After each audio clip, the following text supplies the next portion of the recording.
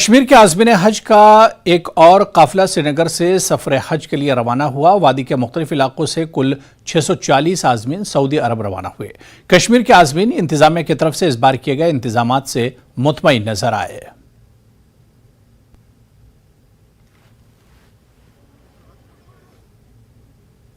यहाँ पे जो हमारा पुलिस की तरफ से जो इंतजामात किए गए हैं, इंटीरियर हज हाउस हमारा सिक्योरिटी विंग देख रहा है, जिसका मैं यहाँ पे इंचार्ज हूँ और मेरे साथ 4-5 DSP साहिबान भी हैं और हमने इसको डिफरेंट जोन्स में डिवाइड किया है।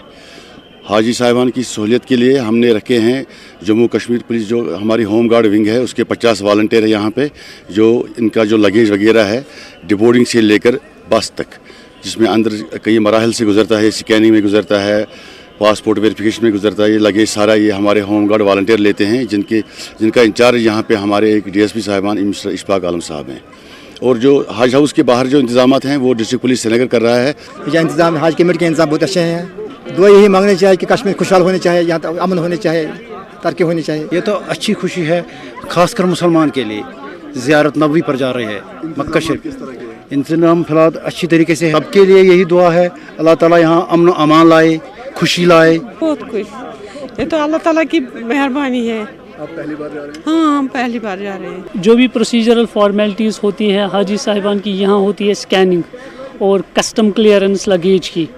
इसके अलावा बोर्डिंग पासेस भी दिए जाते हैं यहाँ, ई स्टिकर्स, ब्रेसलेट्स जो भी है, आई कार्ड वगैरह। किसी का वीज़ा नहीं होता यहाँ पे दिया जाता है प्रिंट आउट उसका।